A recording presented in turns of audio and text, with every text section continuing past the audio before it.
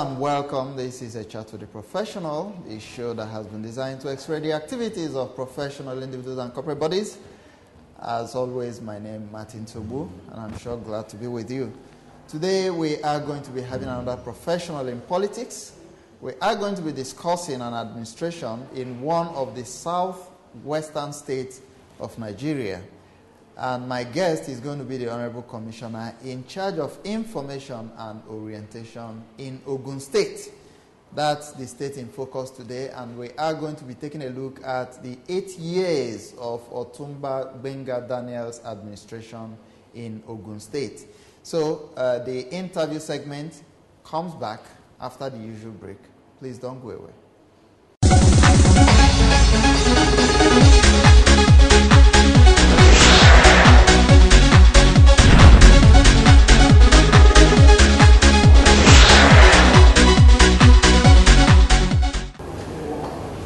You're welcome back.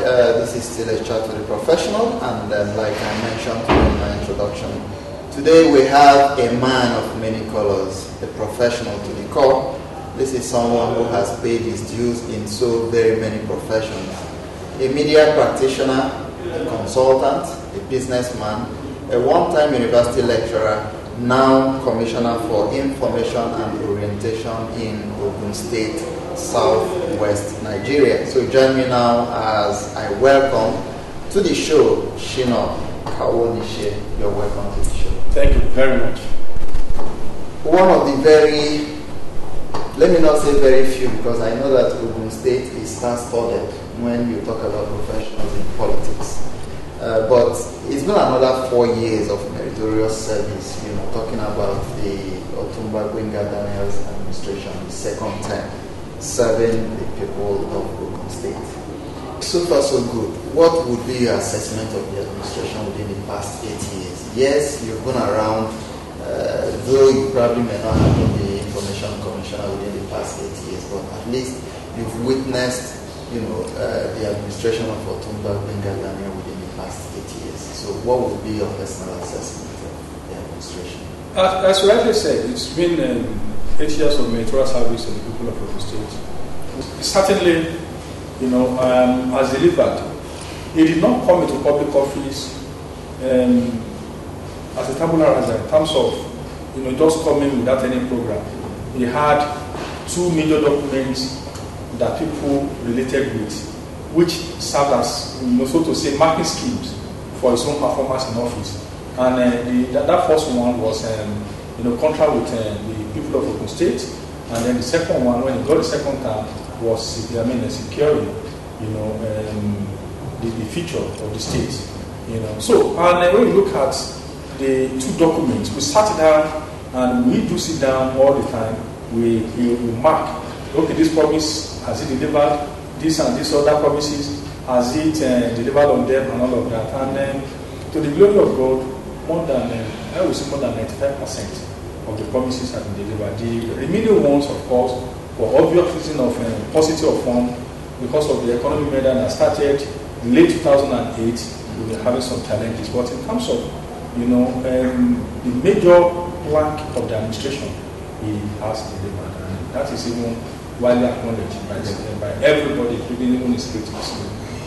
Thank you.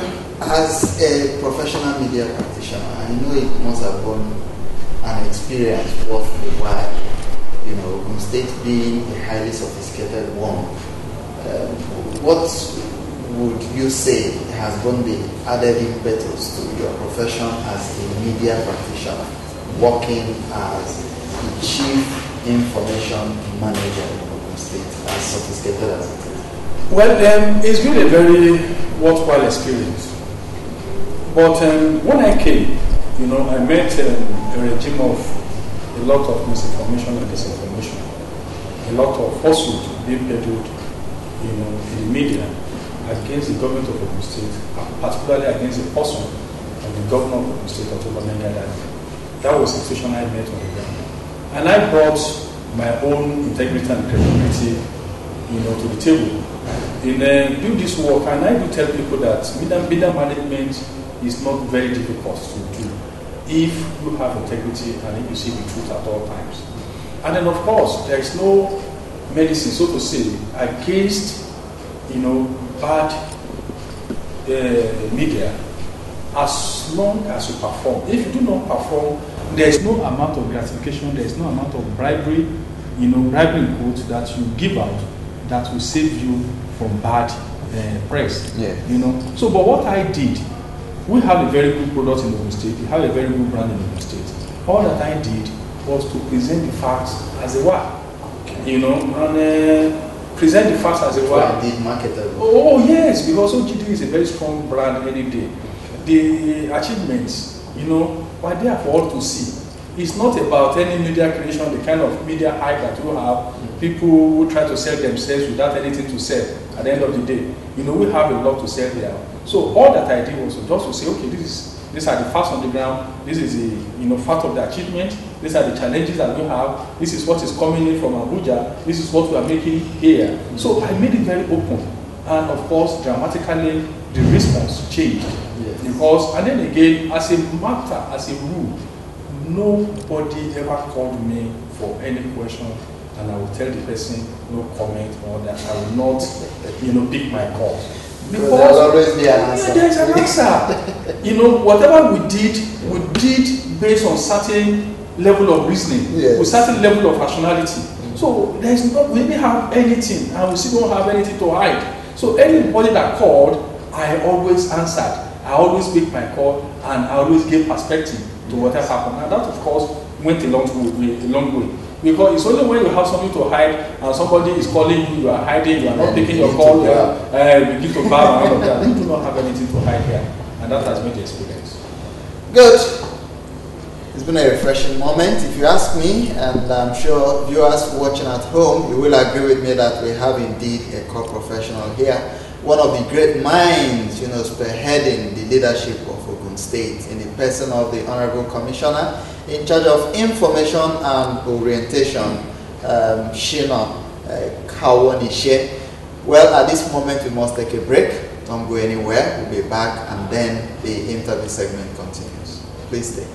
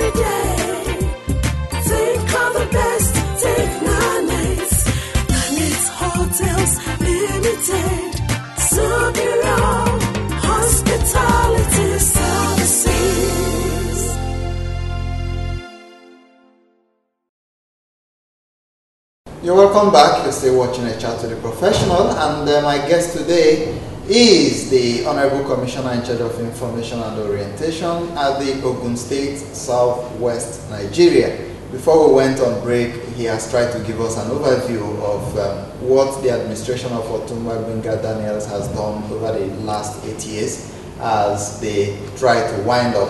Now, working with Governor Gbenga Daniels, with all the controversies, surrounding him and his administration, how have you been able to cope, and what do you think are the prerequisites, to work with him as also a core professional, who so very many people have described as being meticulous and a workaholic? Well, thank you very much. Like I said, what do you say? Of course, a lot of controversy. I met a lot of controversies, and of course, a lot were also generated even in the course of my own tenure as Commissioner of Information. Okay. What I did was to be very open, very transparent, in line with the disposition and policies of the governor himself. And everybody knows, they say that OGD has no secret. So now, all I did, was to lay the facts on the table and to tell the people that all of these controversies, we knew where all of these things came from. you know, all of these things that these lies in the media, you know, we know the big man in Lagos with all his media empire arrayed against the person of Governor Daniel. It's still there, you know, and it is really very unfortunate because at the end of the day, you know, those lies, you know, tended to overshadow the good works that the government of Ogun State did under the leadership of Otunbabe Daniel. So in terms of coping with controversy, like I said, it was just saying the truth and being consistent with what you have, you know. So let them know, let them see the facts on the ground. This is what is coming in, this is what is there. In terms of politics, you know, the kind of lies being peddled around, okay, killer squad, all of these things, it was just to say, okay, if you are saying killer squad, where are the dead bodies? If you say everybody took an oath before they got an offering, I'm a born-again Christian, I did swear to I know. And I know people who got key appointments that they didn't even, you know, all of this was just a matter of saying the things as it was. Yeah. And then again, working with OGD. For you to be successful, I became very close to him because by the grace of God, I have the kind of qualities he looks for in human beings. He wants somebody who is straightforward. He wants somebody who is diligent at his work. He's a damn competent fellow, a workaholic, you know. He doesn't want somebody who's shoddy, who's sloppy. No, because he's a man of excellence. He's a man that is very, very diligent. In fact, as they say, you know, OGD hardly sleeps, you know. So working with him, once you are honest, once you have integrity, once you are up and doing and resourceful, you have a very, very successful working relationship with the governor. And of course, in the course of doing that, you become his personal friend because he's a very honest person. He's a man who treasures, you know, friendship. And once he sees you as somebody that's very straightforward, you know, he keeps you very close. And that has been the experience. You were a lecturer, you know, before getting into partisan politics. Haven't tested both sides as a public servant and then as a teacher. Compare the two scenarios and then give me your opinion. Do you think educationists have been well recognized in this country? I've seen both sides. I've been a lecturer, I've been a university administrator at some level, even at the highest level of the governing council. Okay. You know, and comparing both, being in the public service, being a commissioner, operating at that level, you know, it's wide apart. You know, the kind of, you know, I remember the kind of articles I used to write. Yes. My column as a columnist, you know, as a public affairs commentator. When I look back now, I laugh. I now appreciate, you know, the enormity, the complexity, you know, of policy making, policy implementation in the public sector. Yeah. You know, we are so naive in the university there. And that, of course, brings me to the issue of whether academics or maybe scholars have been well recognized in, you know, in government. They have been, if they exhibit the kind of, you know, capacity that is needed. But as I can tell you that what we have in the university now is not really, you know, much to write home about in terms of capacity, in terms of, you know, broad thinking, in terms of, you know, global outlook.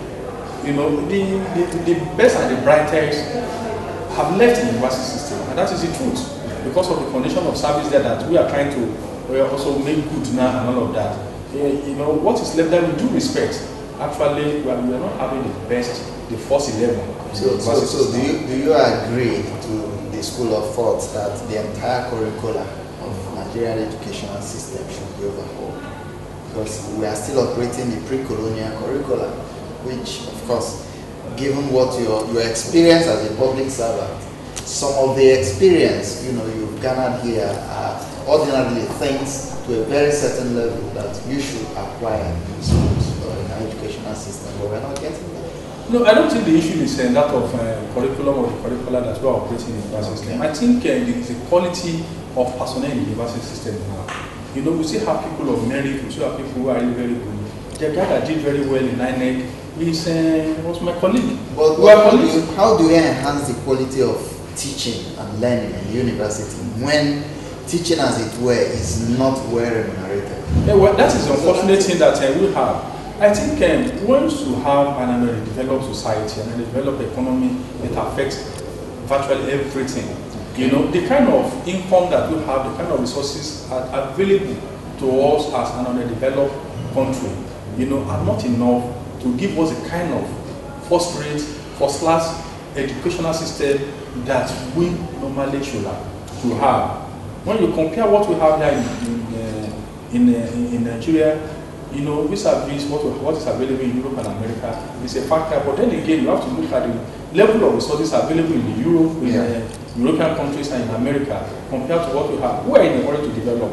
We have a population that, you know, requires education, quality education, you know, but the economy is still growing, the economy is still not able to support it, you know. And every family now wants to go to have children in the university, graduates and all of that, but the resources are not enough. But I believe it's a temporary problem that will be overcome as we increase the size of the economy, as we bake larger cake for, you know, all to share in terms of central allocation and all of that. I think it's, you know, underdevelopment manifests in so many areas. Once you are underdeveloped, your education will underdevelop, your health services will underdevelop, even the quality of manpower will also be underdeveloped. But we'll keep working at it until we get to the desired level. As you leave office, are there things that, looking back, you would have done differently if you have the opportunity of turning back the hands of clock? Quite frankly, I do not see, because as I said earlier, the process of decision making under OGD is really very thorough. You know, if you come to our high school, you know, very robust debates, the kind of robustness that I didn't see even as, you know, a long-time member of the editorial board of some newspapers, as a, you know, an academic and all of that. Very, very robust, you know. And of course, when you now even retire, we leave the State Executive Council chambers, and then we meet, we sit down with the governor, because as Commissioner for Information, I'm required to attend virtually all meetings, you know, the governor attends, or presides over. I'm supposed to know everything and all of that. I know that the kind of thing we do, we discuss all of this thoroughly, and having discussed all of them thoroughly, I do not see how the outcome or the decision that we took or we need will have been different, even in 2-3 years' time. Once the variables are the same, we can be sure that the, you know, conclusions and the outcome will still be the same. So I do not see anything to regret, because all of those things were well considered. And in terms of policy making, we try as much as possible to remove our own personal interest from all of these things. And once we do not have that encumbrance, then we can say that what we did, we will still do again, given the same circumstances. Okay. Briefly now, I need your opinion on the just concluded the 2011 elections. What's your assessment of the election? That, of course, has seen the election of new set of executives to take over from you. 2011 election, as everybody has acknowledged, probably remained the most credible, the fairest, you know, election that we have had in the annals of this country. It's been good, and that was why, right on the day of the election, when we saw how it was going, the governor called the incoming governor, the governor-elect. Even the result, we just got half of even the result from about 10 of the 20 local government, and we saw that certainly it was close to victory. The governor called him immediately, and he directed me to issue a statement congratulating the governor. I mean the governor-elect. And that set the pace for other candidates, not just in Ogun State, but all over the country. And the impact of that, as led by Otumba Megadane, was that we will not have the kind of, you know, litigations that we had, with all the cost of that, cost to the state, cost to the society, cost to individual candidates, and all of that. So it's been a very good election, and I believe that our democracy is growing, and that people are having more power to determine who rules them. Because once you make their votes to count, that means that the power actually now belongs to the people, and that is exactly what is playing out now. Now, are you satisfied with the level of participation of Nigerian professionals in politics? Can't have enough, because the available space, you know, is determined by so many things. The president, for instance, as he decides to, get on board professionals, technocrats, he's also mindful that he has to pay some political IOUs to those who help him to win election, those who are going to help him to interface with the civil society. Compensation sort of, yes. And it's part of the game. It's part of democratic experience and the democratic system anywhere in the world.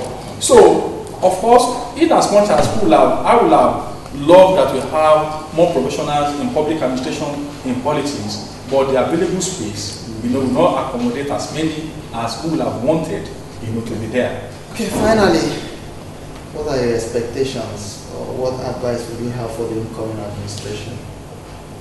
Well, as a Christian, the Bible tells me that we should pray for all those who are in authority, and I've been telling people that we need to pray for our incoming governor, we need to pray for those who are coming in. Our expectation is that the governor-elect, Senator Ibuglamusun, will have the right spirit to consolidate on the wonderful achievements of the last 8 years.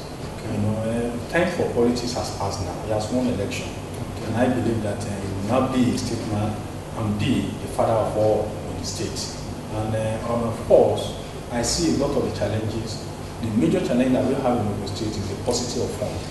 And he will have to confront that. And of course, we are all praying for him to have the wisdom and for God to give him the kind of competence that he gave to EGD, the kind of managerial ability that he gave to him, to be able to manage all of these resources, these scarce resources, and still be able to achieve the kind of things that he achieved. Yes. So we are praying for him, and as an outgoing administration, we've been giving all the kind of support, and we've been giving advice, we've been giving information that will assist the incoming administration. So we, wish him well, and then wish him, a very successful tenure, because if he succeeds, all of us in the state will be the one to be better for it. I'm an indigenous of the state.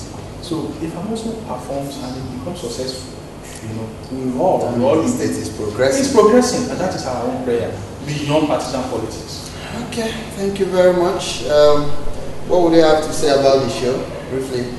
Well, it's a very nice show. It's something that I've also been monitoring. I look out for it every Saturday on AIT 9 o'clock. It's been wonderful, and it's something that we need to do, because we need to hear the perspectives of professionals, and especially those of us who have gone into politics, who have gone into public administration. We are not politicians, we are just professionals in politics. Okay. Professional in politics, but not politicians. All right, Commissioner, it's been my pleasure chatting with you. As usual, the professional handshake. Thank you which very is much. A tradition, and we hope that the young ones out there watching you would aspire to be like you, and remember that it's not a waste of time being a lecturer or a teacher or going to school. So my pleasure once again having you. You are welcome. Thank you very much. All right, viewers, that's the much we can take on the interview segment. A chat with the professional returns after this time out. Please don't go away.